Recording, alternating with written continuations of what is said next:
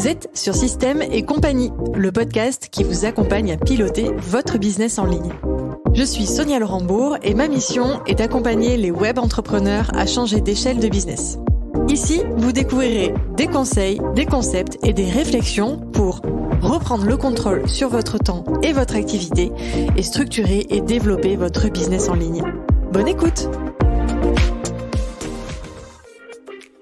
Bienvenue sur ce nouvel épisode. Je vous retrouve aujourd'hui pour un épisode full valeur. J'ai demandé à Guillaume, notre expert gestion de projet et management, de nous développer les concepts clés concernant la gestion de projet et le management. Alors, comme d'habitude dans ces épisodes concept, accrochez bien vos ceintures et pourquoi pas prenez un carnet de notes. Vous allez le voir, nous avons aussi beaucoup parlé de business management au sens large. En effet, Guillaume et moi avons sensiblement le même profil, donc nous n'avons pas pu nous en empêcher. Après cet épisode, vous aurez la vision claire d'un projet. Nous avons décortiqué pour vous l'anatomie d'un projet de A à Z. Vous saurez identifier la différence entre les projets et les opérations. Vous aurez également une vision globale de la délégation, on en a parlé en long, en large et en travers, même si on aurait pu faire un épisode spécialement dédié à cela. Et puis, nous avons bien entendu abordé la notion d'outils en gestion de projet. Je vous souhaite une très bonne écoute. Hello Guillaume, comment vas-tu ? Toujours au top, je te dirais la même chose à chaque fois. Oui, on est sur le même enregistrement, mais les gens nous écoutent à des moments différés, donc on se salue. Écoute, je suis ravie de te retrouver sur cet épisode où on va parler concept. Donc l'idée ici, c'est que j'ai relevé 4 concepts clés selon moi en gestion de projet management. Ouais. Et l'idée, c'est que tu nous détailles un petit peu ça. Est-ce que tu es prêt ? Allez. Let's go. Alors, premier concept, anatomie d'un projet.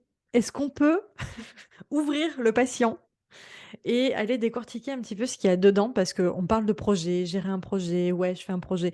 Mais en fait, c'est quoi un projet concrètement? Ok. Alors déjà, un projet, souvent on confond on va confondre ce qu'on veut faire et la façon de le faire. C'est-à-dire que pour moi, un projet, c'est que derrière, il y a un objectif et le projet, c'est la façon d'atteindre l'objectif. Ok. Donc pour moi, c'est une erreur fondamentale de se dire monter, par exemple, faire un tunnel de vente, c'est pas un objectif. C'est Oui. au service d'une croissance de vente.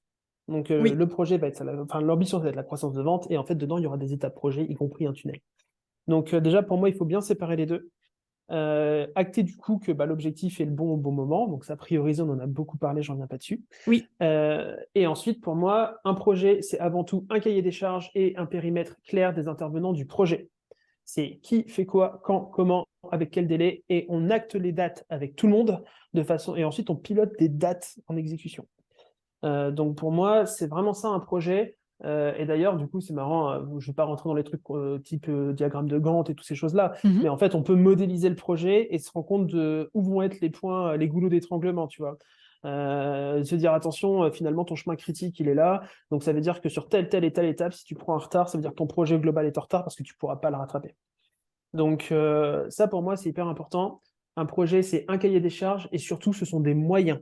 C'est-à-dire je ne dis pas que les projets à partir de rien, ça n'existe pas. Déjà, il n'y a jamais rien, il y a au moins du temps de travail. Oui. Et en fait, un projet, c'est bien, mais un projet, c'est aussi qu'est-ce qu'il faut mettre, qu'est-ce qu'il faut activer comme moyen, comme levier pour que ce projet voit le jour. Donc, de la finance, de la compétence, des outils, tout ça, ça se relie à l'argent, en fait. Oui. Parce qu'une compétence, ça s'achète, ça se loue, des outils, ça s'achète, ça se loue, du temps, ça s'achète, ça se loue. Donc, pour moi, clairement, on part là-dessus, c'est une ambition, un cahier des charges qui est clair, un déroulé qui est aussi clair que possible et qu'ensuite les intervenants vont venir documenter, un budget, donc des moyens au sens large, et ensuite c'est acter le livrable. C'est-à-dire qu'est-ce qui va être livré, pourquoi, comment, et souvent ne pas sous-estimer la documentation du livrable. Je vais donner un exemple, faire un tunnel de vente, parce que ça parle à beaucoup de monde, c'est un livrable, j'entends, mais être capable à côté d'avoir la modélisation du tunnel, qu'est-ce qui est fait où, quand, comment, pourquoi, avec quel objectif dans le tunnel, de façon à ce que le jour où on le reprendra dans le futur, on soit en train de reprendre et pas de rebâtir de zéro. Ça, c'est hyper important. Cette partie, finalement, documentation est souvent sous-estimée et pour moi, ça fait partie intégrante des livrables. Bah, merci. Voilà, question suivante. Non, mais c'était hyper clair. C'était hyper clair. Du coup, si je reprends un petit peu, tu vois, même quand on n'a pas beaucoup de notions de gestion de projet, que c'est un peu, entre guillemets, quelque chose qu'on découvre et on a quand même envie d'en faire parce qu'on comprend que c'est important par rapport aussi à tout ce que tu as dit. Euh, on commence par le QQO, QCP, quoi. Qui, quoi, quand, où, comment. En fait, on pose on pose le truc. On va où, comment, avec qui, de quoi on va avoir besoin, quelles sont les ressources, temps, argent, compétences, etc., qu'on va devoir mettre sur la table. Et puis, c'est important ce que tu as dit, acter le livrable, c'est-à-dire en fait, vraiment, c'est quoi à la fin du projet qu'on a. Surtout dans nos domaines du web où c'est pas forcément toujours très tangible. Oui, Parce que voilà, gérer un projet, par exemple, fabriquer un objet, bon, c'est pas très compliqué de savoir ce qu'on doit avoir à la fin. Mais dans nos domaines, c'est pas forcément évident. Donc c'est très important en effet de oui. mapper dès le départ. Et du coup, avec le planning du projet, hein, le Gantt, pour Mm. moi, c'est important de mettre dedans, pas juste bah, telle étape doit être faite à tel moment, c'est les étapes de vérif, les milestones, quoi. Les, les points d'étape, les bilans intermédiaires. Ça, c'est souvent on l'oublie. C'est-à-dire que les entrepreneurs vont avoir un travers, c'est qu'ils vont se dire, il y a un projet, très bien. On a dit qui fait quoi ou quand comment, très bien. Et puis ensuite, le projet, ben, on dit, bah, c'est bon, j'ai délégué, je le laisse filer, tu vois. Ouais. Et puis on arrive à la date et les gens, ils font, ah bah non, attends, j'étais bloqué sur tel truc. Donc ça se suit un projet. Et pour ça se suit avec des points d'étape. Yes. Et pilotage du planning, Oui. comme tu disais. Mais c'est vrai que c'est pas toujours évident quand on n'a pas l'habitude de gérer le projet. Une fois qu'on a posé les tâches, bon, ben voilà, c'est parti et puis on y va. Non, c'est bien de poser les jalons. Du coup, est-ce que tu saurais dire, toi, comment tu définis justement les milestones d'un projet? Alors, je sais pas, j'imagine que ça va dépendre de projet, c'est un peu compliqué à dire comme ça, mais tu vois, sur un projet de lancement de produit, par exemple, Mhm. comment tu vas définir tes points d'étape, te dire, OK, ça, en gros, travailler en sprint, quoi. On livre Mhm. d'abord ça, ensuite on livre ça, etc. Ok. Alors avant ça, je vais te répondre bien sûr. Avant ça, je vais donner une petite astuce. Mm. C'est que lorsqu'on définit une deadline pour une étape d'un projet, c'est hyper important, et ça, c'est l'erreur que font beaucoup de gestionnaires de projets débutants, c'est de définir ce que c'est que la deadline. Je m'explique. C'est pas juste une date, une deadline. Si jamais là, je te dis, je livre un projet, je sais pas, au 1er avril, le Mm. projet blague, tu vois, je te le livre au 1er avril, ça veut dire qu'au 1er avril, je veux que cette étape soit terminée. Ça veut dire qu'elle a été vérifiée, donc la V1 a été soumise, commentée, corrigée, V2 soumise, corrigée, Ouais. approuvée. Donc ça veut dire qu'au 1er avril, c'est 100% terminé. C'est pas Mm. je te fais une soumission au 1er avril, tu vois. Non, ça veut dire que c'est fini. Donc, et ça, souvent, on Oui. l'oublie, cette étape de vérif, contrôle.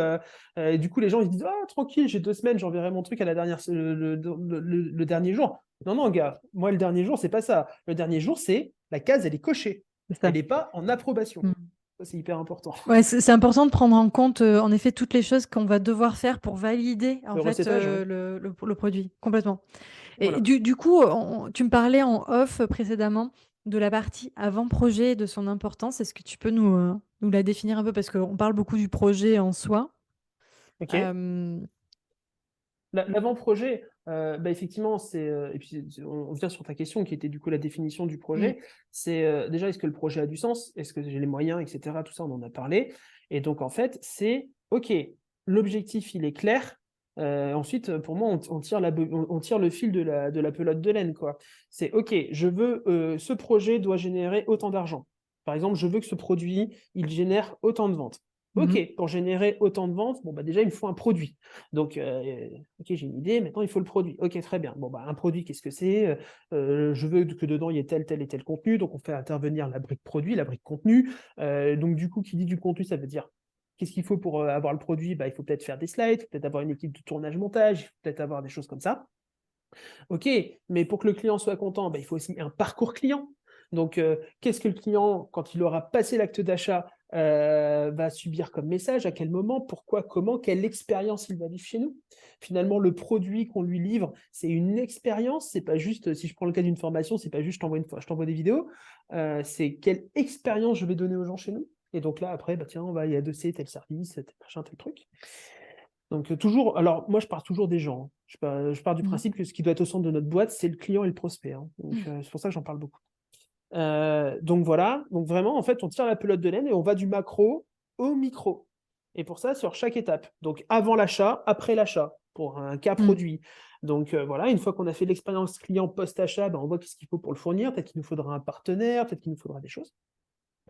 Et ensuite, pré-achat, donc là on va arriver vraiment dans la partie sales and marketing, donc acquisition, voilà. Et donc, dans ces cas-là, on se pose la question, ok, ça veut dire qu'il faut un système de vente pour tel produit, est-ce que j'ai besoin de closer? Oui, non. Est-ce que j'ai besoin donc d'une page de vente? Qu'est-ce que je fous dedans? Je sais pas. On va parler au prospect, on va faire des sondages, on va faire ceci, on va faire cela. Et en fait, à chaque fois, moi, je pose la question de qu'est-ce qu'on fait? Tu vois, dès qu'il y a une étape, c'est OK, je veux vendre. OK, comment on fait? Qu'est-ce qu'on fait? Comment on fait? Ouais, Je veux je vois. vendre. Il me faut un système de vente. OK, comment on vend? Un tunnel. OK, voilà. Tu vois, et en fait, à chaque fois, le tunnel, comment on le fait? Il faut des étapes, tel machin, tel truc. OK. Tu vois, c'est à chaque fois du comment, du comment, du comment. Et en fait, du coup, tu segmentes ton projet. Hyper intéressant. En gros, avant de se lancer dans le projet, en fait, on le décortique, quoi. On le décortique à C'est une fond. opération à cœur ouvert. Hein. Voilà, c'est ça. Et en fait, pour moi, c'est l'étape la plus importante. Parce que Oui. ça, si on le fait mal, et l'avantage en plus de rentrer vraiment dans le détail, c'est qu'en fait, ça nous permet aussi de traiter des projets qu'on ne maîtrise pas. Parce qu'en fait, c'est beaucoup de bon sens en réalité de détailler un projet. Tout à fait. Donc, c'est pas de la compétence, c'est du bon sens. Et donc, on fait cette opération à cœur ouvert du projet. Du coup, on a compris tout ce qu'il y a à faire. Là, du coup, l'équipe peut dérouler. Alors que si le projet est mal défini en amont, l'équipe, aussi compétente qu'elle soit, elle va taper à côté de la plaque, quoi. Donc, voilà. Complètement. Hyper intéressant. Et j'ai juste une dernière question sur le projet, l'anatomie d'un projet. C'est-à-dire que là, on vient de dire, voilà, un projet, on le décortique, après on se pose des questions, après on pilote le planning, etc. On pose les jalons. Comment dire? Comment formuler cette question? Comment on peut savoir... Non, je vais reformuler la question.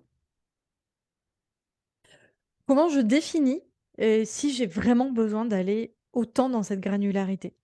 C'est-à-dire que souvent, moi, comment dire, le blocage que j'ai, l'objection que j'ai, c'est: «Non mais Sonia, on va pas dérouler tout ça pour, un simple petit projet».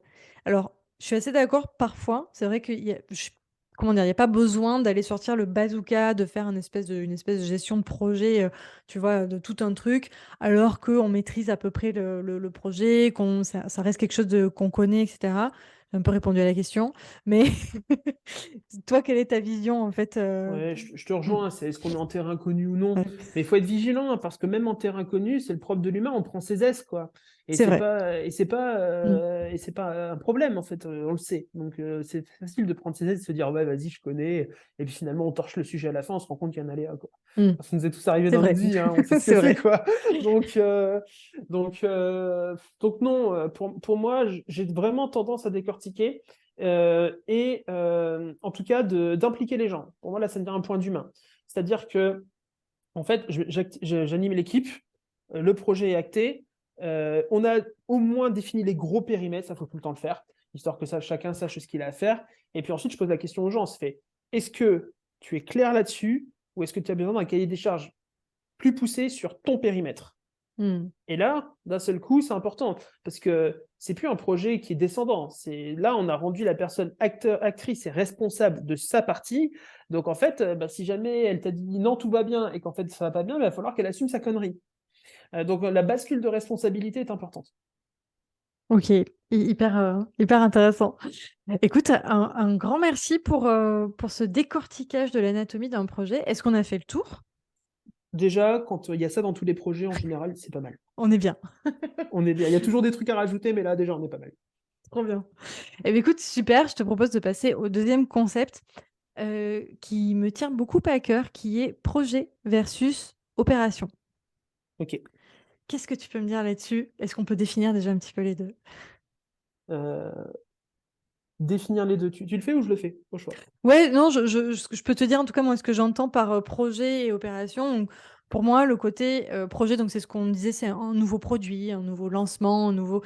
En fait, c'est quelque chose qu'on va mener de A à Z et qui va comment dire, s'ajouter au day-to-day en fait de l'entreprise. Mhm. Là où les opérations, mais en fait, c'est le day-to-day de l'entreprise, c'est ce qu'on Mhm. fait en fait au quotidien.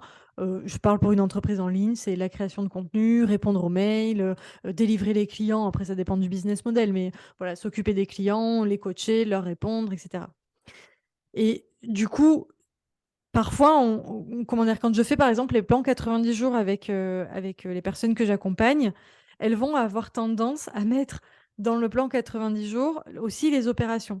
Moi, en tout cas, je fais partie de ceux qui les mettent pas. Pour moi, le plan 90 jours, tu mets que les projets en fait dedans. Oui. Et donc, bah ouais, ça m'intéresse d'avoir ton avis sur la question. Comment toi tu gères, en fait, comment on gère finalement la question, c'est ça, c'est comment tu gères les projets versus comment tu gères les opérations. Comment tu fais en sorte que tout s'imbrique correctement et que ce soit pas le bazar dans ton entreprise, en gros. Ok. En fait, je suis d'accord avec toi. Pour moi, les opérations, par définition, sont récurrentes. Mm, Et donc, en fait, c'est un sujet sur lequel les budgets sont maîtrisés. C'est toujours le tout à fait. même, c'est acté, c'est comme ça, c'est voilà. Les projets vont avoir un côté beaucoup plus ponctuel, même si après, ils peuvent impacter l'opérationnel. Tout à fait, oui, oui. Voilà, ils peuvent impacter l'opérationnel. Donc, pour moi, il y a vraiment là, en fait, pour moi, par un projet, en fait, c'est une surcharge de travail, c'est un pic d'activité par rapport à l'opérationnel. Donc, en fait, il y a vraiment ce côté temporaire. Par contre, euh, selon la nature des projets, parfois, moi, je vais volontairement les mélanger. Ok. C'est-à-dire que, mais par étapes. C'est-à-dire que, tu vois, par exemple, faire tourner tes tunnels de vente, je prends un exemple marketing parce que c'est très parlant, faire tourner tes tunnels de vente, s'assurer que tout va bien dans tes tunnels, finalement, c'est de l'opérationnel. Voir s'il Mhm. n'y a pas un couac technique, un machin, voilà, c'est de l'opérationnel. Très bien. Monter un nouveau tunnel, c'est du ponctuel, c'est un projet. Oui. Monter un nouveau produit, pareil.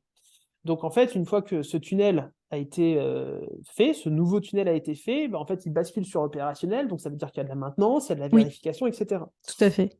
Il faut aussi, important, définir où se terminera le projet par rapport à ce nouveau tunnel. Pour moi, c'est un défaut de beaucoup d'entrepreneurs, c'est on a fini le nouveau tunnel, c'est terminé. Non, c'est faux. Parce qu'après, les projets, moi, ça, pour le coup, je le mets dans l'opérationnel. C'est-à-dire que je prévois systématiquement du temps de travail dans les équipes pour être itératif sur des briques de la boîte. C'est-à-dire qu'il y en a certains qui vont monter un tunnel, par exemple, et qui vont itérer sur le tunnel, etc. Et donc, ils vont considérer ça comme étant un projet qui, par définition, a une fin, parce que c'est un projet. Mm. Moi, tout le process itératif, en gros, ça tourne. Après, tout le process itératif, tant que ça tourne au minimum, moi, je l'inclus dans l'opérationnel. C'est-à-dire qu'on a des revues des métriques qui sont hyper régulières. Et ensuite, on va se dire, bah, tiens, mon goulot d'étranglement dans la boîte, bah, finalement, c'était devenu ce tunnel de l'ancien projet. Donc, en fait, je pars du principe que rien n'est jamais fini. Oui. Et donc, le process itératif, moi, je le mets dans l'opérationnel. Et je débloque du temps dans les équipes pour ça. Voilà. Ok, hyper clair et hyper intéressant de le découper comme ça, oui. En effet, c'est pas, enfin, comment dire, dans l'opérationnel, tu as une partie entre guillemets projet qui est Ouais, en tout cas c'est du micro-projet, ouais, voilà, effectivement. la partie itérative qui est en fait, je dirais, ouais, c'est monitorer finalement, Ouais, monitorer c'est du ce monitoring qui de se passe, perf. quoi, Mhm. complètement. Et d'ailleurs, ça, c'est des choses qui peuvent être pilotées soit par la partie plus direction, entre guillemets, donc intégration, directeur marketing, ce genre de Mhm. profil, mais ça peut aussi, on peut aussi donner des responsabilités à des personnes plus sur l'opérationnel, hein, qui sont Ouais, bien sûr. directement dans le cœur du sujet, quoi. Ouais, complètement. Complètement. Mais ça, pour moi, c'est vraiment important. C'est quand on a des sujets qui ne sont pas blanc-noir. Mm. Bon, bah, par exemple, quand tu refais intégralement un système de facturation, bon, a priori, si tes factures sont émises correctement, c'est que ton projet, il est terminé. Ok, Oui, jusque-là, tout va bien. oui. Mais quand on a des projets comme ça qui ont un résultat qui peut être nuancé, avec des taux de conversion, des métriques qui évoluent, des choses un peu comme ça, très souvent, ça va être lié au commerce ou au SAV, je trouve. En fait, moi, je pense que les projets ont une fin, mais il faut vraiment pas partir du principe que comme on l'a fait une fois, c'est une brique qu'on oublie intégralement dans l'entreprise parce qu'elle est considérée comme actée, en fait. Mm. Non, ça, je pense que c'est une erreur qu'ont beaucoup d'entrepreneurs, c'est bah, le projet, on l'a fait. Ouais, mais non. Oui, Ouais, mais non. À un moment, ta boîte, elle vit, en fait. C'est pas elle n'est pas figée dans le marbre, ta boîte. complètement. Et tiens, une chose que j'ai pas prévue dans les concepts, mais je pense que c'est intéressant de Mhm. l'aborder, la question des post-mortem slash boucle de feedback aussi. Euh, moi, je veux bien que tu nous parles un petit peu de ça. Alors, juste point de définition, pour toi, Oui. post-mortem, c'est... C'est, on va dire, le feedback qu'on fait à la fin d'un projet pour savoir comment s'est passé le projet, quels ont été les points d'accrochage, qu'est-ce qui a réussi, pas réussi, qu'est-ce qu'on aurait dû faire, etc. OK. En fait, pour moi, j'en fais assez peu. Ok, C'est-à-dire que je fais du débrief avec les équipes, oui, mais en fait, moi, je pense que les feedbacks sont des feedbacks qui sont donnés relativement rapidement. Je pense que c'est ces feedbacks-là qui ont de la valeur.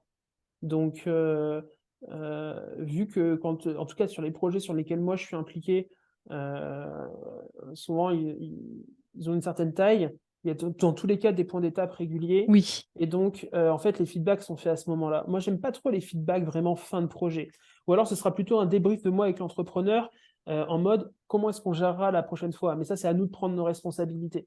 Les débriefs avec les équipes, pour moi, le but, c'est pas de siloter. C'est juste qu'en fait, les feedbacks sont donnés au fil de l'eau parce que sinon, on perd du temps, en fait.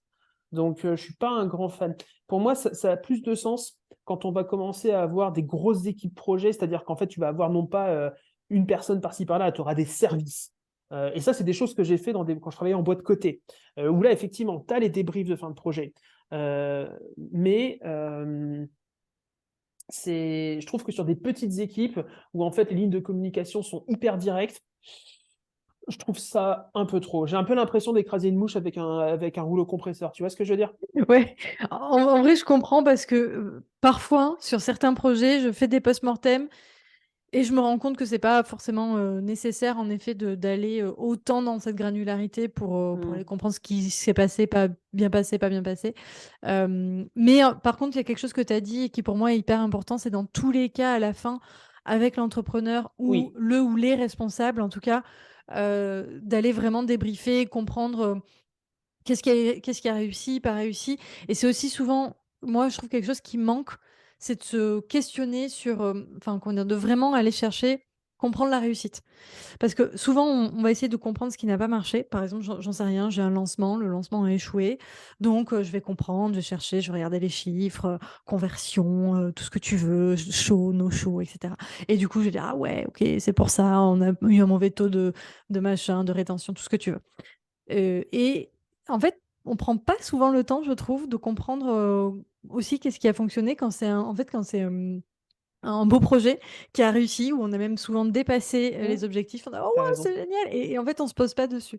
Donc, c'est pour ça que pour moi, cette partie, quand même, un peu post-mortem, est Ouais, importante. alors moi là par contre j'aime bien, c'est parce que ça permet du coup d'itérer sur ce qui fonctionne et du coup C'est et ça ça, d'ailleurs c'est source d'hypercroissance, hein. En fait tout l'hypercroissance à c'est fait. rarement la nouveauté en fait, c'est refaire ce qui a fonctionné Tout à et de le fait. faire encore Mm. mieux ou de le faire plus fréquemment ou de le faire avec moins de temps, moins de moyens, etc. C'est ça. Donc oui, ça je suis d'accord. Top. Ok. Et bien, écoute, concept number 3, les outils. Parce que oui, on en a un tout petit peu parlé dans les défis, mais je ne pouvais pas faire un épisode. C'est un peu ce que je dis à chacun de mes invités. Je sais que les outils, c'est rarement le point clé. C'est un petit peu ce qui vient en dernier. C'est un petit peu, entre guillemets, on s'en fiche un peu de l'outil. Le tout, c'est d'avoir plutôt la bonne méthode. Mais je pouvais pas faire un épisode de gestion de projet sans, sans parler d'outils. Bah, écoute, je te laisse 100% libre. Tu vois, je te guide pas tes réponses. Si je te dis Alors outils, tu me dis. ouais, j'utilise assez peu d'outils. J'en ai, Ouais, hein, mais j'utilise assez peu. Et d'ailleurs, je pense que vouloir mettre des outils en place trop tôt est un travers et que c'est une excuse à ne pas avancer vraiment les projets. Ah ouais, mais il manque tel outil. Ok. Non, à un moment, faut arrêter de déconner, les gars. On est trois dans l'équipe, t'as pas besoin d'outils, hein. Euh, ok. donc voilà, moi, c'est vraiment quand on commence à avoir plusieurs projets en parallèle avec des équipes, quand on commence à avoir 5 6 intervenants, ouais, Je vois. moi j'ai des projets, franchement, le suivi de projet, c'est de s'envoyer des messages Slack, quoi. Donc, pourquoi? Parce qu'en fait, on est tellement peu nombreux que, Ouais. en fait, ça suffit. Je suis pas fan de l'outil pour l'outil. En plus, ça coûte de l'argent. Donc, Oui, non, mais à un moment, on va se dire, ouais, c'est 10 balles, mais bon, quand des outils à 10 balles, t'en accumules 20, à un moment, ça fait 200 balles par mois, c'est 2 400 € par an. c'est C'est ça. bon, hein. Ça va vite. Donc voilà. Alors moi, je suis pas un grand fan des outils. Je pense qu'il faut les mettre au bon moment. Il y a deux outils que j'aime bien. Moi, j'aime bien Monday. Ok. Monday qui a quand même un petit travers. Moi, j'aime bien visualiser les chemins critiques dans mes projets, diagrammes de Gantt, tous ces trucs-là. Je trouve que Monday, la visualisation est pas ouf. D'accord. Mais Monday est quand même hyper simple, hyper intuitif. Pour moi, un outil doit être simple. C'est un outil compliqué, c'est C'est chiant. c'est chiant. Mm. Et surtout, le problème des outils compliqués, c'est que personne ne les remplit avec plaisir. Déjà que remplir du reporting, c'est quand même hyper casse-couille. Non, mais enfin, ça n'a pas de valeur ajoutée en soi. Tu Ouais. vois, c'est pas de la création de valeur de remplir Mm. du reporting. C'est pas le moment plaisant. Et donc, il manquerait plus que ce soit compliqué. Et du coup, les gens vont le prendre par-dessus la jambe. Mm. Donc, pour moi, les outils doivent être simples. Monday, c'est relativement simple. On définit les tâches. Il y a des dates, et on peut nommer les personnes, on peut se balancer de l'info, ça marche bien. Monday marche bien, Asana marche bien aussi. Moi, j'aime bien Asana. Tant qu'à choisir les deux, je trouve Asana plus simple en prise en main. Donc, moi, ça me va. Mais ouais, globalement, j'ai assez peu d'outils. Par contre, j'ai des mauvaises pratiques des outils que je peux donner. Ouais. C'est quand on utilise des outils de gestion de projet comme Asana ou Monday, c'est hyper important de faire figurer les documents d'étapes dans ces outils-là et pas dans des canaux de communication. Aujourd'hui, il y a un vrai problème dans les outils qu'on utilise pour le projet, c'est qu'on part du principe qu'on a mis un message sur Slack à quelqu'un, donc c'est forcément qu'il l'a lu, qu'il l'a vu, qu'il l'a intégré, on va lui envoyer un doc, et on part du principe, bah, le doc, je te l'ai envoyé, quoi. C'est comme quand on envoie des docs aux gens par email. Non, non, non, à un Mm. moment, il faut arrêter de déconner. Il faut centraliser l'info. Tout à fait. Il faut centraliser l'info. Donc, bon, on peut se parler, il n'y a pas de problème. Par contre, les points d'étape, les comptes rendus, tout ça, ça doit être documenté dans l'outil de gestion de projet, pas sur un Slack où en fait on va se perdre parce qu'on a oublié d'épingler le machin, et puis voilà quoi. Donc, pour moi, les outils de messagerie, donc typiquement un Slack, un Discord, un WhatsApp, voilà, Mm. ça sert à poser une question rapide pour débloquer ou pour prendre un avis éventuellement. Mais en tout cas, c'est en aucun cas des lieux d'échange de documents. Hyper Yes. important. Ouais. Et c'est important que les outils, du coup, centralisent la documentation. Tout à fait. Ouais, ouais, merci d'avoir précisé ça, c'est hyper important. Ah, sinon, tu pars en sucette. Oui, Ça part en ben, vrille. c'est ça. Mais en fait, tu vois, c'est rigolo parce que là, dernièrement, j'ai vécu des étapes en fait d'amélioration justement au niveau de la communication. En fait, on est parti quand je suis arrivée d'un groupe WhatsApp où tout le monde en fait était dessus. Donc, quand je dis tout le monde, c'est 3, 4, tu avais 5, 6 personnes à peu près, peut-être un peu. L'enfer sur Terre. Oui, 6, 7 personnes sur le WhatsApp et tout transitait par là. Mais vraiment, hein, tout transitait par là. Donc, on est passé de ça à un Slack. Donc, en gros, si tu veux, dans l'urgence, je suis arrivée, j'ai mis un Slack et des canaux parce que bah, il y avait encore rien d'autre, tu vois. Donc, voilà, pas possible de faire mieux sur le moment. Donc, déjà, ça a bien désengorgé. Mais c'est vrai que très, très vite, en fait, je savais très bien, mais je pensais que j'avais un peu plus de temps que ça, de marge de manœuvre que ça, mais pas tellement. Et en fait, très vite, euh, le Slack a été complètement engorgé, c'est-à-dire qu'en fait, on s'y retrouvait plus entre mais je te l'ai dit, mais non, c'était sur ce canal. Ah, mais oui, Mm. mais je te l'ai dit il y a 3 jours sur le canal X, Y. Enfin bref, tout le monde se confondait les canaux, tu vois. Donc, il y a eu un peu urgence, péril en la demeure de mettre en place en effet un outil qui centralise.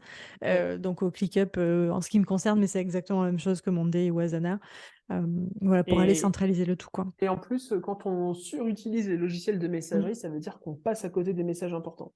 Oui. C'est-à-dire que vu que les gens s'assignent tout le temps, là, ils se taguent, voilà, donc on ouvre notre Slack, on a tous 50 notifs. Donc, on les. Oui, Donc en fait, on les lit mal, voire mm, pas. Et en fait, du coup, on zappe les urgences.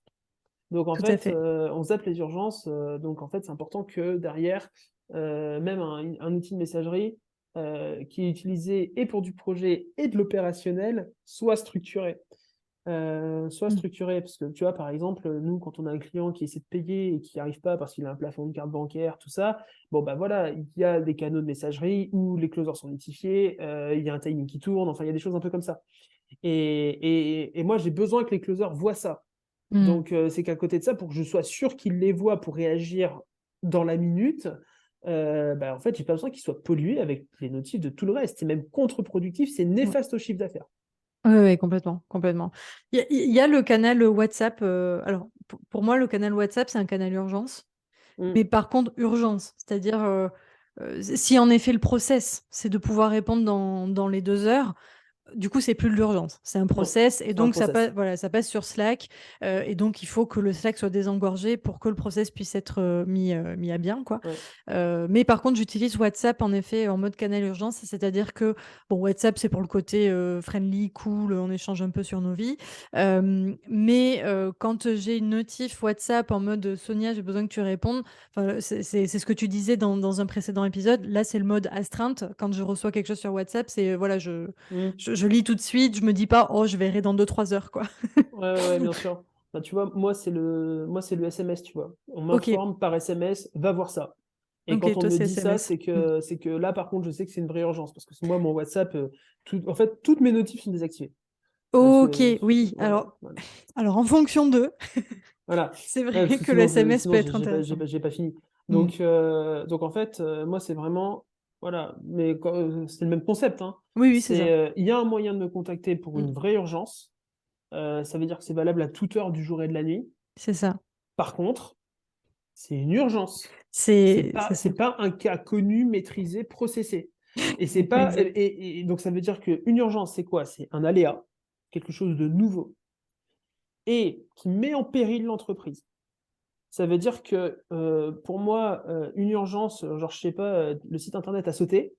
euh, non, c'est pas le site internet a sauté à 23 heures, ce n'est pas une urgence. Ça peut attendre le lendemain matin. Hmm.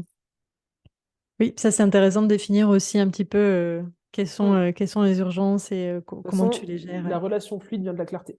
Hmm. Tout à fait. Ok, bon, les outils, très bien.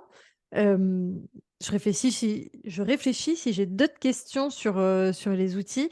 Si, oui, euh, comment, euh, co- comment tu formes les équipes aux outils? C'est-à-dire que, tu vois, tu vas arriver, tu vas dire, OK, maintenant, on va utiliser Monday ou on va mettre une nouvelle chose en place, peu importe ce que c'est. Il y a forcément un peu de résistance au changement quand tu as des équipes, Hmm. ou même quand tu es un entrepreneur tout seul, hein. Et c'est pas de la mauvaise volonté, c'est juste Non, que bon, on a tous cette résistance au changement. bien On est sûr. bien installé quelque part. Comment tu gères un petit peu ça, toi? Alors, déjà, c'est que je ne sélectionne pas d'outils sans que ce soit décidé avec les équipes. C'est-à-dire que, voilà, écoutez, moi, direction, j'ai besoin de monter en clarté là-dessus. Ce sera aussi utile parce que, j'ai bien compris que ça va vous faire chier de remplir du reporting. Je vous rassure, on a tous autre chose à foutre. Moi, j'ai pas envie de vous payer à cliquer dans des cases, parce que je pense que je suis désolé, vous êtes bon et compétent, donc vous êtes trop cher pour ça. Non, mais c'est vrai, à un Mm. moment, faut dire les choses. Et donc, en fait, voilà, j'ai besoin d'une petite gestion de projet. Est-ce qu'il y en a certains avec lesquels vous avez l'habitude de travailler? Pourquoi? Comment? Donc, en fait, déjà, je les rends partie prenante dans le choix de l'outil. C'est déjà une première étape d'engagement. Et puis ensuite, quand on leur présente l'outil, ça, c'est un point de communication. Je leur montre qu'on a fait la chasse aux étapes superflues. Parce que souvent, les gens ont peur du reporting pour le reporting et ils ont bien raison parce que c'est un vrai Oui. défaut. Mm. Donc, voilà, donc on donne beaucoup de sens autour de ça. Et puis en fait, très souvent, la première fois qu'on fait les reportings et les suivis de projet, c'est qu'en fait, on va les remplir ensemble. C'est-à-dire que, tu vois, les premières milestones du projet, bah, ça va être, bah, tenez, soyez prêts, sachez où est-ce que vous en êtes, et puis en fait, on va mettre ensemble les outils de suivi à jour. Et puis, donc, par exemple, Monday, bah voilà, lundi, 10 heures, point d'étape du projet. Bon, bah tiens, on reprend les étapes une à une, machin, est-ce que tu es à l'heure? Oui, non, est-ce que tu as un frein? Oui, non, etc., etc. Et en fait, c'est moi qui le fais presque avec eux, ils me dictent quoi faire. Et puis, on le fait une fois, deux fois, trois fois, et puis à un moment, je leur dis, bon, bah écoutez, gagnons du temps.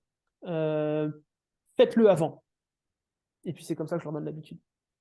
Trop bien. Ok. Ouais, en gros, résistance au changement, on le gère en faisant avec Bah oui. la personne concernée, quoi. En gros, c'est elle qui le fait quelque part.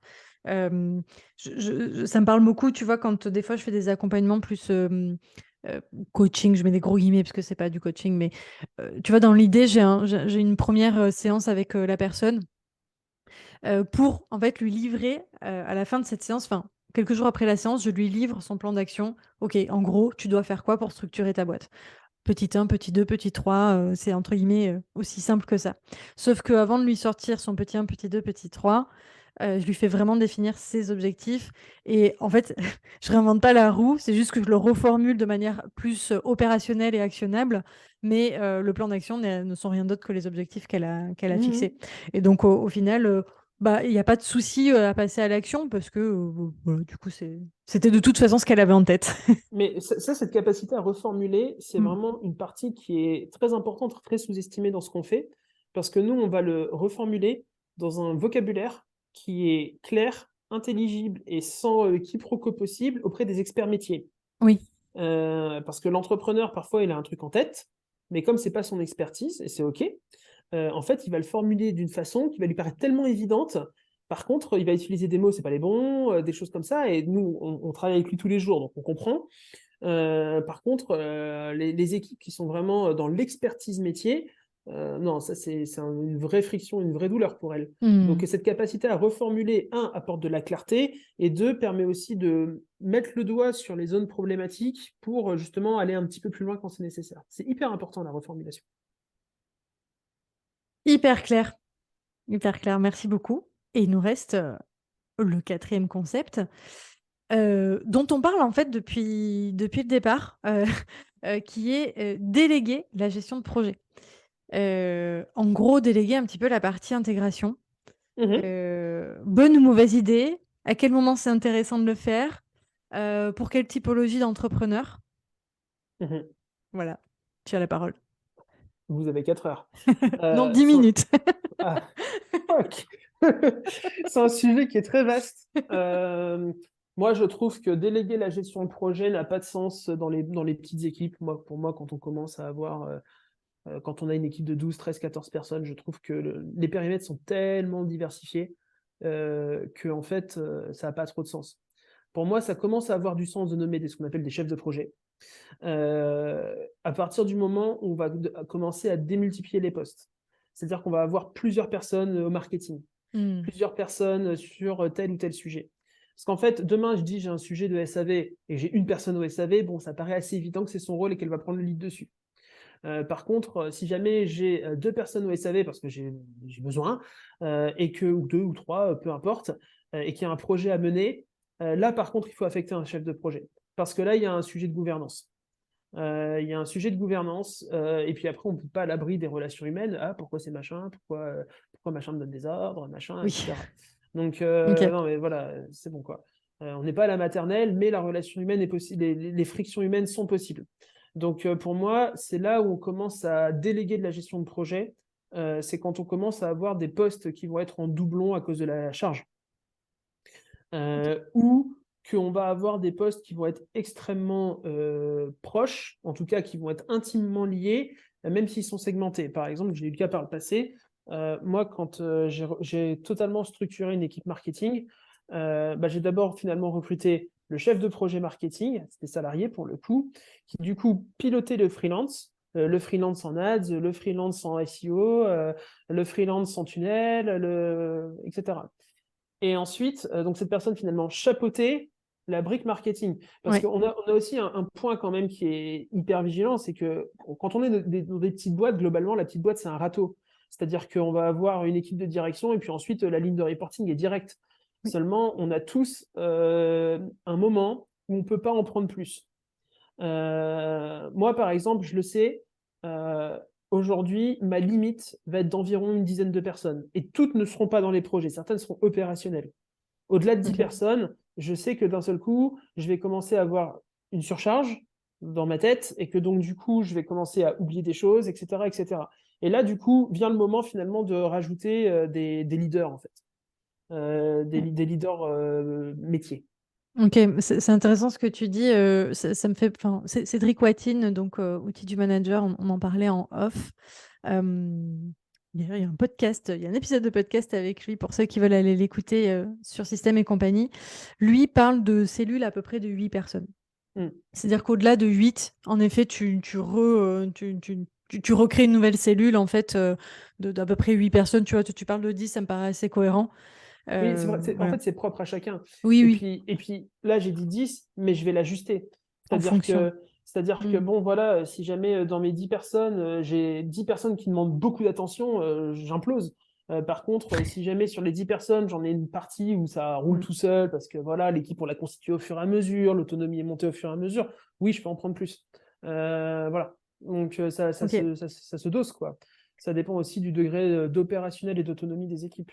Mais ouais, moi, souvent d'ailleurs, je trouve que c'est aussi un point de frustration, c'est-à-dire qu'en fait, quand les entrepreneurs de TPE, petites boîtes, commencent à devoir recruter ce qu'on appelle du management intermédiaire, Mhm. euh, en fait, ils vont dire, ah, mais c'est bizarre, enfin, ça me gêne. Je vais mettre de l'argent sur des postes qui sont en fait pas productifs en soi. Oui. Et ça inquiète, ça se comprend. Mm. Sauf qu'en fait, du coup, ils retardent, ce qui est normal de vouloir retarder une nouvelle dépense. Et ils disent non, je vais faire moi-même, je vais faire moi-même. Puis après, en fait, les mecs, ils n'ont pas de vie, ils pètent un câble, enfin, les projets sont mal gérés. Enfin, et donc, du coup, ça aussi, ça peut être une cause de sortie de route de l'entreprise, quoi. Ok, donc si je résume, l'idée c'est, premièrement, quand on a une dizaine de personnes, en gros, c'est ce que tu fais, tu vois, toi, Ouais. tu gères le projet jusqu'à à peu près une dizaine de personnes et ça va être intéressant de mettre en place des chefs de projet quand Mhm. tu commences en fait à avoir plusieurs personnes dans un pôle. Et c'est vrai que souvent, dans nos industries de business en ligne, il y a un pôle marketing, il y a un pôle commercial, il y a un pôle contenu, mais il y a une personne toute seule dedans. Donc, du coup, en effet, sauf si c'est un projet 360 de l'entreprise, on en parlait dans certains autres épisodes. En fait, du coup, c'est toi qui, enfin, en tout cas, c'est l'intégrateur, on va dire, ou l'entrepreneur, si il n'a pas Ouais, bien sûr. d'intégrateur, qui va prendre ce rôle de gestion de projet. Alors, ça peut aller, on va dire, aller entre 5 et 10 personnes, parce que, voilà, comme tu dis, s'il a 5 personnes déjà qui demandent beaucoup d'attention, ça peut être suffisant. Et ensuite, on va redéléguer la gestion de projet, un peu en mode de mettre des leaders. Euh, dans les startups, on appelle ça des Ouais, des lead projects. lead project. Ou, enfin, ouais, c'est pas forcément Mhm. des managers, en fait, mais c'est plus Non, des personnes qui vont vraiment ce sont mener le... ce sont des chefs de projet. C'est-à-dire que ce Voilà, sont des gens qui vont avoir un management non pas hiérarchique, a fortiori quand on a des boîtes de freelance, mais ce sont des gens qui vont faire du management opérationnel. exactement. Tout à fait. Et d'ailleurs, justement, je veux bien que tu vois, ça fait partie des concepts que je n'ai pas notés, mais il nous reste un tout petit peu de temps. Management hiérarchique versus opérationnel. Et toi, quelle place tu prends en tant qu'intégrateur, justement alors, je ne sais pas pour toi, mais je sais que pour moi, Mhm. c'est une vraie question, tu vois, en tant que directrice d'opération slash intégratrice. À quel moment je fais du management opérationnel? À quel moment et est-ce que je fais du management hiérarchique? Alors déjà, on n'a pas de hiérarchie hein, officiellement quand on travaille avec des freelances. On est d'accord que c'est du vocabulaire. On est d'accord. Euh, alors, moi, je pars du principe que mon job, c'est de débloquer les gens. Donc, pourquoi? Parce que si jamais ils sont là, c'est qu'ils sont meilleurs que moi. Moi, ma force, en gros, eux, ils connaissent tout sur rien, c'est-à-dire qu'ils vont tout connaître sur un périmètre très restreint. Oui, Moi, je connais rien sur surtout. tout. Je vais avoir des connaissances moyennes, mais sur énormément de sujets. J'aime Donc, beaucoup en cette gros, façon de eux, le ils dire. sont experts, moi, je suis transverse. Oui, c'est ça. Donc, moi, mon job, c'est finalement un job de facilitateur. Mhm. C'est d'être capable de me dire, OK, l'entreprise veut aller là. Moi, c'est le facilitateur. En gros, je vais même reformuler ça. Moi, je me trouve beaucoup plus comme un intégrateur business, c'est-à-dire que pour moi, mon rôle est de doper le business Mm. et du coup, d'être facilitant pour ceux qui vont exécuter la vision business.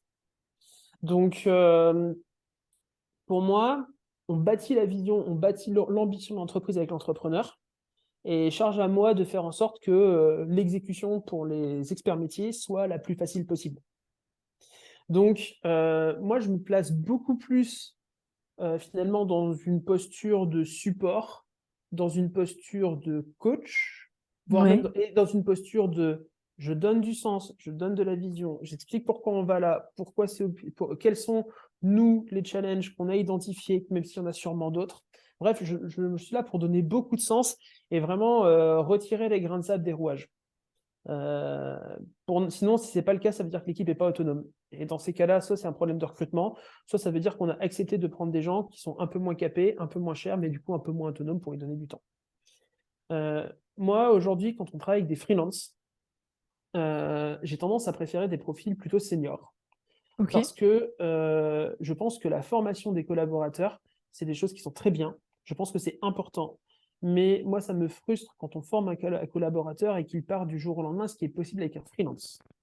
Alors qu'en général, un salarié, je vais passer du temps à le former et je le fais avec plaisir, mais je sais que derrière, il ne va pas partir en 6 mois. Et aujourd'hui, malheureusement, il y a des freelances, tu bosses avec eux 6 mois, donc le temps de les onboarder, etc.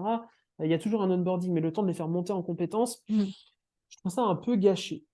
Donc, on a du mal parfois, on ne pense pas à chiffrer ce coût d'opportunité du temps dédié à l'accompagnement pour la montée en compétences.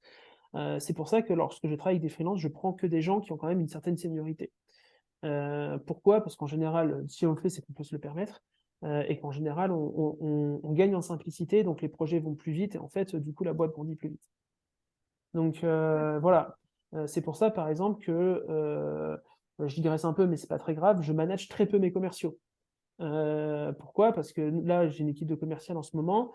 Bon, les gars, ils ont 10 ans de closing dans les pattes, quoi. Ils sont indépendants. Donc en fait, les gars, j'ai pas besoin de traquer leurs chiffres. Ils le font suffisamment pour eux pour être capable de piloter leur taux de closing, etc., quoi. C'est ça. Donc j'ai des débriefs avec eux. Mais ça va être des débriefs beaucoup plus pour épauler. Ça va être, voilà, est-ce qu'on a eu des profils nouveaux sur les prospects, les clients? Est-ce qu'il y a une objection que vous avez du mal à lever? Je les connais, leur taux de closing. Là, aujourd'hui, avec mes closers, je n'ai pas parlé avec eux de taux de closing depuis plus de 6 mois. Vraiment. Ok. J'en ai vraiment pas parlé. Pourquoi? Parce qu'en fait, on a recruté des seniors qui, par définition, sont autonomes. En plus, eux, ça impacte directement leur rémunération. Oui. Donc en fait, super, quoi. Ok. Super. Ouais, c'est intéressant ce que tu dis. Du coup, si je résume un petit peu, le côté, enfin, tu vois là, typiquement, tu as vraiment explicité le côté management hiérarchique Mhm. versus opérationnel. C'est-à-dire que toi, en tant qu'intégrateur, ou on peut parler aussi de l'entrepreneur, hein, ça peut être son rôle, il a le tableau de pilotage, le tableau de monitoring qui s'allume, justement, qui bip, quoi. Attention, là, il y a un problème. Et donc, quand tu vas voir cette problématique-là, ben, tu vas avoir tendance à les voir redescendre en fait au niveau des équipes. Et donc là, en fait, tu es plus sur du management opérationnel. Mm. Qu'est-ce qui se passe? Euh, Comment ça se fait que ça s'est allumé en rouge chez moi, en gros? Ou alors, toutes les semaines, tous les mois, tu vas vérifier le moniteur, Mm. etc. Le management hiérarchique, en quelque sorte, c'est vrai qu'en vrai, on parle plutôt de coaching, d'accompagnement, de facilitation. C'est plus discuter avec l'équipe. Est-ce qu'ils sont bien? Est-ce qu'ils ont tout ce qu'il faut pour travailler? Est-ce qu'ils sont en surcharge ou pas? Est-ce qu'il faut recruter quelqu'un d'autre? Comment ils se sentent? Est-ce qu'ils ont des problématiques de conversion, de ci, de ça? Mais en fait, ils monitorent eux-mêmes et en fait, nous, on voit jamais le tableau s'afficher en rouge parce qu'en fait, ils sont proactifs là-dessus Mm. voilà, en gros, c'est un peu ça la différence entre les deux, quoi. Ouais, ouais, c'est ça. Et puis moi, je pense globalement que les gens, plus on les rend responsables, plus c'est valorisant pour eux. Mm. D'ailleurs, on peut aussi les objectiver hein, là-dessus. Et donc, en fait, plus ils sont responsables, plus, enfin, c'est con, hein, mais plus ça nous vide la tête, on peut donner du temps au sujet qui compte vraiment, quoi. Donc, et ça a de la valeur. Tout à fait. Ça a énormément de valeur. Moi, je pense que le management hiérarchique est souvent même presque paternaliste qu'on a pu voir souvent les petites TPE, PME Oui. familiales. Je suis un peu cliché, mais je Mm. pense qu'on sait tous ce que c'est. Où tu vas avoir une posture d'un manager qui donne des ordres. Alors pour moi, ça peut être une logique de productivité et de cadencement du travail dans certaines usines, Mm. etc., où on a du travail à la chaîne, Mm. voilà, ok. Mais là, dans notre contexte, a priori, on n'est pas trop là-dedans, quoi. Donc Ouais, voilà, et en fortiori, quand on bosse avec des freelances, il faut quand même savoir qu'ils sont plutôt réfractaires à ça, hein. C'est oui, pour ça qu'ils sont freelance, quoi. Donc c'est ça. là, j'ai presque envie de dire, l'avis de l'entrepreneur ne compte pas. Parce qu'à un moment, si l'entrepreneur, c'est sa posture d'être vraiment presque autoritaire, en fait, l'entrepreneur, il a beau être bon ou pas bon, il ne trouvera pas d'équipe stable. Et même s'il Mm. a envie de ça, il ne trouvera pas. Donc, c'est ceux qui accepteront de bosser avec lui, c'est soit les nazes, soit les gens qui vont l'allumer comme de fou sur le tarif, quoi. Et donc, Mm. ça veut dire que ça nuit à l'entreprise. Donc, pour moi, un management hiérarchique dans le mauvais sens du terme, Mm. c'est un vrai fardeau pour une entreprise. En tout cas, des entreprises telles qu'on en parle aujourd'hui. Oui. Oui, hyper intéressant et je suis contente que tu rappelles, on l'a dit à quelques reprises pendant nos échanges, ce côté de ne pas oublier que les freelances qui travaillent avec nous sont des freelances. Et d'ailleurs, les intégrateurs qui travaillent avec les entrepreneurs sont des freelances aussi. Enfin, pas toujours, mais parfois c'est un rôle qui est internalisé. Mais dans tous les cas, quand on bosse avec des freelances, on bosse avec des entrepreneurs en quelque Ouais, sorte. c'est une forme de discussion entre pairs en réalité, hein. C'est ça. C'est ça. Et comme tu dis, on recrute quelqu'un parce qu'il est meilleur que nous. Et donc, en fait, c'est presque pas du recrutement. Enfin, d'ailleurs, c'est presque une erreur que de parler de recrutement. C'est plus trouver un collaborateur, un partenaire de travail. Hum, Alors oui, il y a la seule relation entre guillemets descendante, mais même pas, parce qu'en fait c'est un échange, quoi. C'est-à-dire que il y en a un qui donne de l'argent contre un service, donc il y hum, a même pas de hiérarchie à ce niveau-là. Et c'est vrai qu'on a alors parfois tendance à l'oublier, enfin certains entrepreneurs peuvent avoir tendance à l'oublier et c'est toute, la difficulté, tout le challenge en fait, quand tu es intégrateur, et que l'entrepreneur te confie le management, d'aller manager, je mets des gros guillemets parce que c'est pas du management pour le coup, non. des équipes de freelance.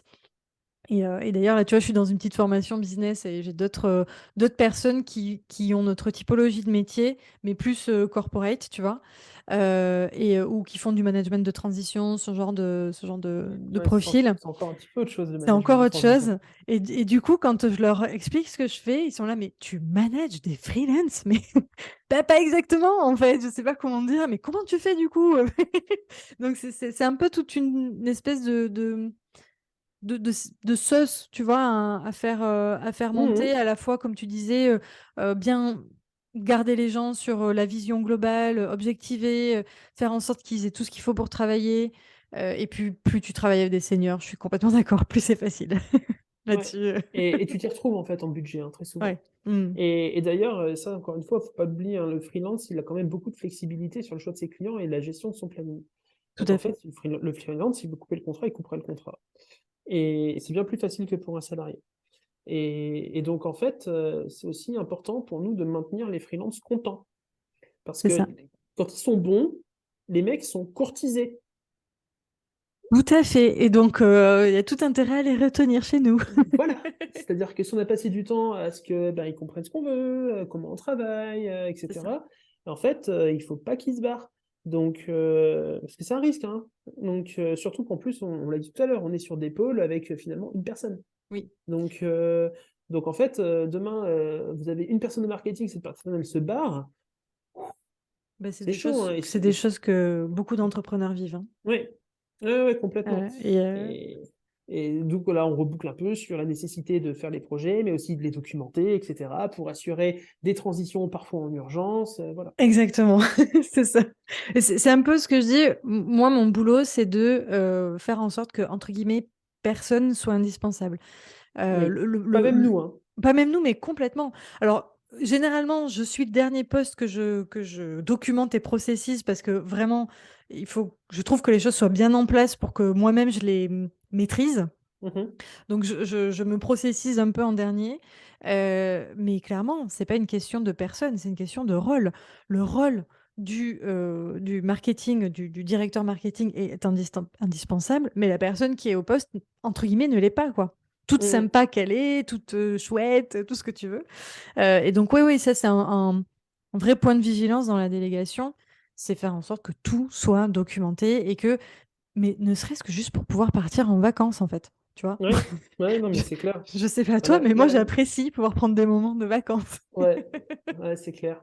Je t'avoue que j'ai pas pris de vacances depuis 5 ans parce que j'ai plein de projets en cours, mais Oui, mais toi, t'es pas c'est, comme tout le monde. exagère pas. Mais c'est prévu pour cette année. Mais tu vois, la transition sur le marketing, là, je l'ai vécu au mois de décembre. Hmm. Et effectivement, tout n'était pas documenté proprement, en tout cas sur cette boîte-là.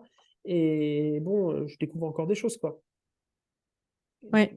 Ouais, mais oui, je suis en train de le vivre aussi actuellement, mais d'une bonne manière, c'est-à-dire que même si le départ est un peu précipité, il n'était pas prévu.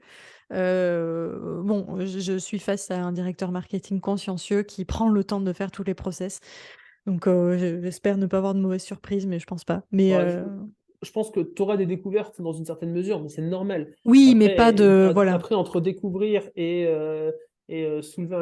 trouver un cadavre dans le placard, hein, pour c'est ça. reprendre l'expression, il y a un monde. C'est ça, je pense que j'aurais pas de cadavre. Mais malgré tout, tu vois, comme ça avait pas forcément, il y a eu beaucoup de travail fait dans l'urgence, et le fait de pas avoir pris le temps de le processiser, je jette pas du tout la pierre, mais c'est vrai que du coup, le départ est un peu inconfortable. C'est un peu Mhm. rapide, c'est un peu oh là là, faut tout faut tout Ouais, processiser, ouais, c'est le caca, bah, quoi. c'est chiant, quoi, c'est pas C'est ça. plaisant. Et puis du coup, tu as dû mettre des projets sûrement à l'arrêt, enfin voilà, quoi. Oui, du coup, là, projet marketing, on est en stop complet. Voilà. Voilà, Voilà, voilà. Bien, eh bien, écoute, on a bien essoré cette question de la délégation là pour terminer. j'avoue. Euh, mais c'est un point important, on pourrait faire tout un Ouais. épisode dessus. Un immense merci Guillaume pour ta Bah, je participation, t'en pour prie, ton temps, c'était pour très tes sympa. conseils, hyper précieux. Et puis écoute, je te dis à une prochaine fois et je Ça te souhaite une marche. belle journée. Ciao! À bientôt, ciao. Merci d'avoir écouté l'épisode jusqu'à la fin. Si vous l'avez apprécié, n'hésitez pas à le partager autour de vous et à vous abonner. Vous pouvez soutenir le podcast en laissant un avis sur Apple Podcast ou Spotify. Quant à moi, je vous souhaite une merveilleuse journée et je vous dis à très vite dans le prochain épisode.